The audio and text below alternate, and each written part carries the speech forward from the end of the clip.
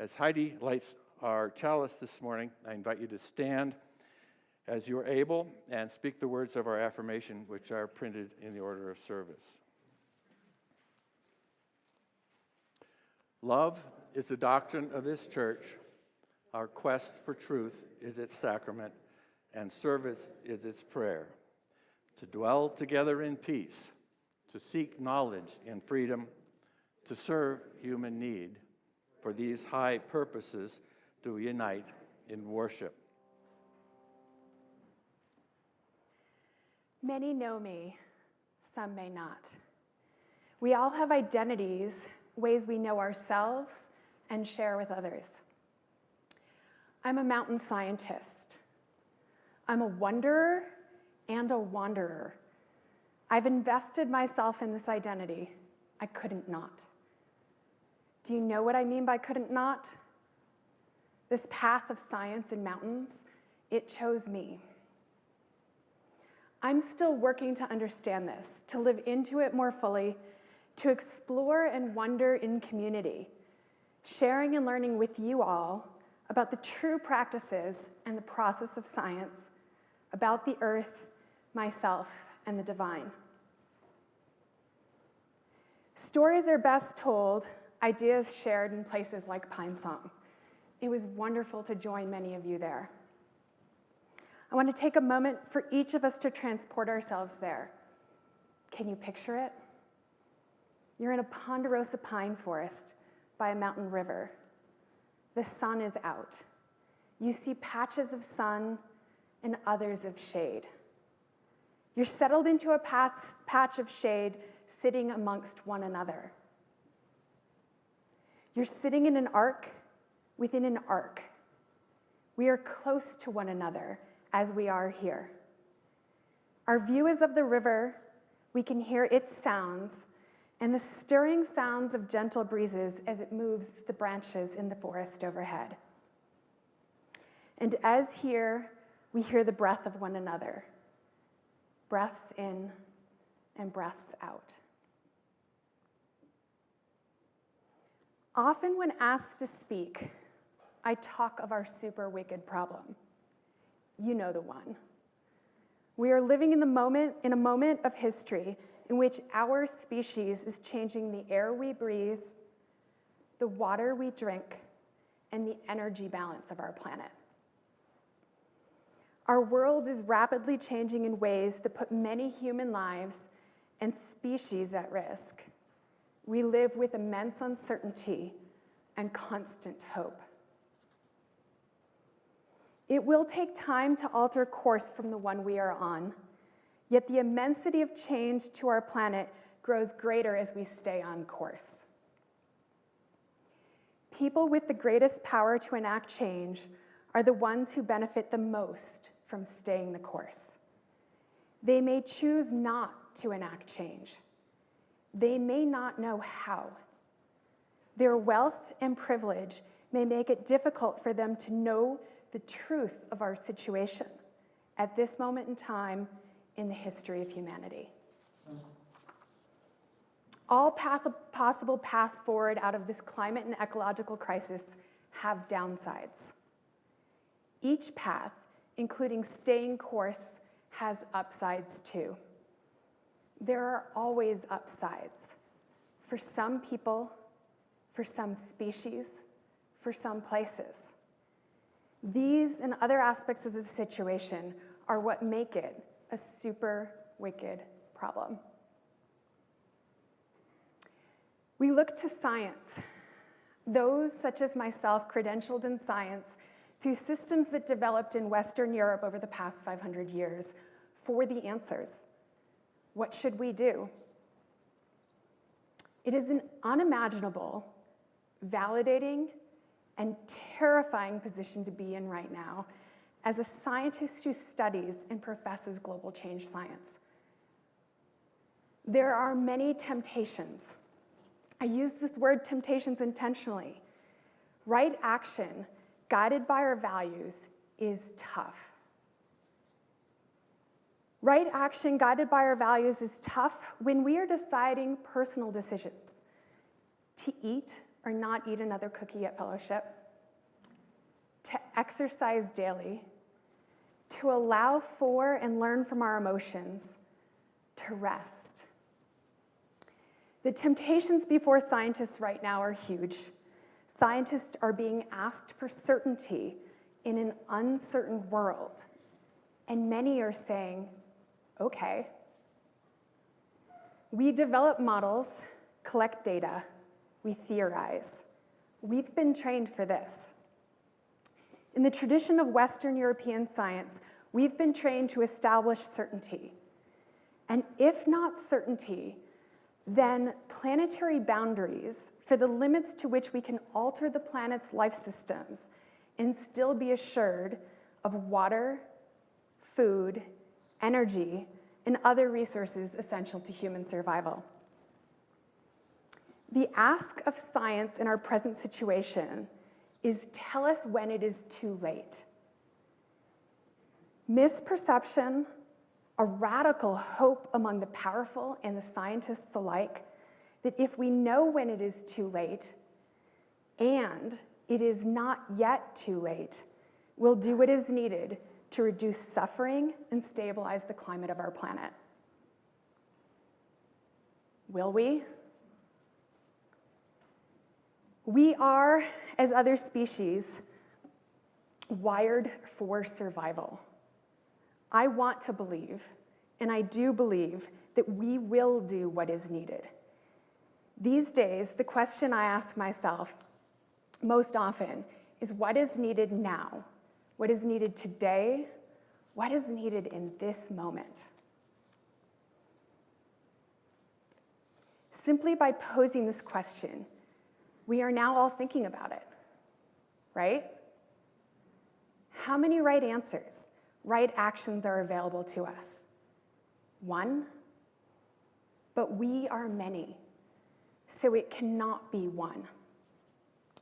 The temptation we each face is to look outside, away from ourselves for the answer. The temptation that scientists face is what to do when people look to us for their answer. We've been trained to believe we can know the answer. It's 42. It's 6 months and 14 days. Alicia, you're connecting to that one? Don't look up. Right, 6 months and 14 days. It's reduce food waste, don't eat meat. Use less water, have fewer children. And educate women and girls. The last one is the most difficult for me to include in this short list of the many answers we have heard. The disparity of access to learning and leading spaces for women and girls in our world is heartbreaking. I've been fortunate, many are less so. Or for some women and girls to learn and lead in our world is to risk being cast out by family, community, and country, as well as to lead more directly to the risk of death should they choose to stay.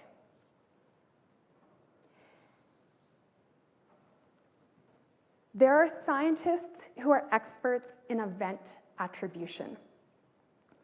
How certain can we be that a heat dome, a flood, or a wildfire is due to our energy choices, what we burn, and how much? There are scientists working to predict extreme weather, water shortfalls, glacier and ice sheet demise, the extinction of species, and catastrophic shifts in the climatic state of our planet. So we can know, so we can choose differently. Is this the way that right action takes place? I read a lot of Shel Silverstein as a child, and one of my favorite poems was God's Wheel. I'm sure a few of you know it. God says to me with kind of a smile, "Hey, how would you like to be God for a while and steer the world?" "Okay," says I, I'll give it a try. Where do I set? How much do I get? What time is lunch? When can I quit? Give me back that wheel, says God. I don't think you're quite ready yet. As a child, I knew to reject these temptations, the temptations to control, to tell, to believe that what I know is how others should live. Yet I also chose to pursue a career in science and have studied our planet and global change.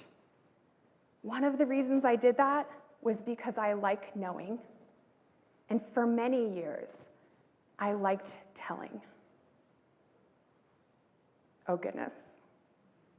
Did I really say that out loud? I liked telling. I did. Here's why. Because it's a personal truth about why I became a scientist. It's humbling to reflect on the misperceptions of my younger self. I've learned a lot about myself in science by serving as faculty at Fort Lewis College. I'm a seeker. I'm not a teller. And though I can learn alone, I learn more in community. I learn from students in my classes. I learn from the folks in our region. I learn from you all at Pine Song. I learn from books I read in which I feel transported to the author's side, or sometimes even into their minds. I learn from listening to the ideas of others and all the many ways that people share themselves with one another through nonverbal aspects of communication. I learn in community more than alone. Perhaps you do too. This path of science and mountains chose me. I'm still working to understand this, to live into it more fully, to explore and to wonder in community, sharing and learning with you all about the true practices and process of science, about the earth, myself, and the divine. I'd like to close with a passage from a book by Parker Palmer. He's a 93-year-old Quaker and spiritualist, and the book is called To Know as We Are Known. In chapter 4, he asks and aims to answer the question, what is truth? He explains that truth is personal, and our call to truth is a call to community. Truth is not apart from us, but is us, each of us and all of us together.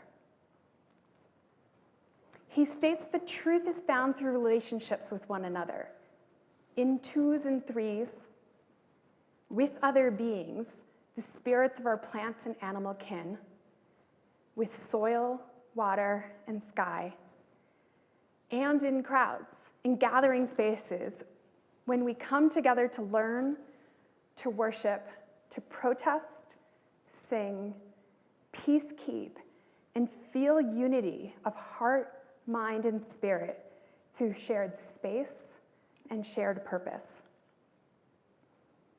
Parker Palmer writes, the truest passion behind our need to know is the desire to reweave that community of mutual knowing and take our proper place in it. To search for truth is to reach out with our whole persons for relationships, which can reform us and the world in the original image of love. To know the truth is to enter with our whole persons into relations of mutuality with the entire of creation. Relationships in which we not only know, but allow ourselves to be known. It's an honor to be here with you all today, to share myself and to be known. May we each go forth, creating that space for ourselves and others to know and be known.